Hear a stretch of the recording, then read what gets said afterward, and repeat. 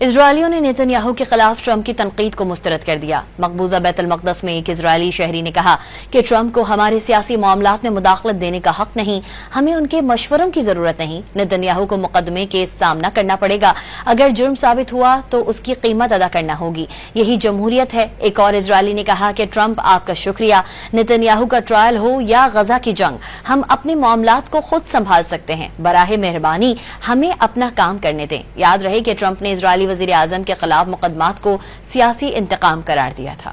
اسرائیلیوں نے نیتن یاہو کے خلاف ٹرمپ کی تنقید کو مسترد کر دیا۔ مقبوضہ بیت المقدس میں ایک اسرائیلی شہری نے کہا کہ ٹرمپ کو ہمارے سیاسی معاملات میں مداخلت دینے کا حق نہیں، ہمیں ان کے مشوروں کی ضرورت نہیں۔ نیتن یاہو کو مقدمے کے سامنا کرنا پڑے گا، اگر جرم ثابت ہوا تو اس کی قیمت ادا کرنا ہوگی، یہی جمہوریت ہے۔ ایک اور اسرائیلی نے کہا کہ ٹرمپ آپ کا شکریہ، نیتن یاہو کا ٹرائل ہو یا غزہ کی جنگ، ہم اپنے معاملات کو خود سنبھال سکتے ہیں، براہ مہربانی ہمیں اپنا کام کرنے دیں۔ یاد رہے کہ ٹرمپ نے اسرائیلی وزیر اعظم کے خلاف مقدمات کو سیاسی انتقام قرار دیا تھا۔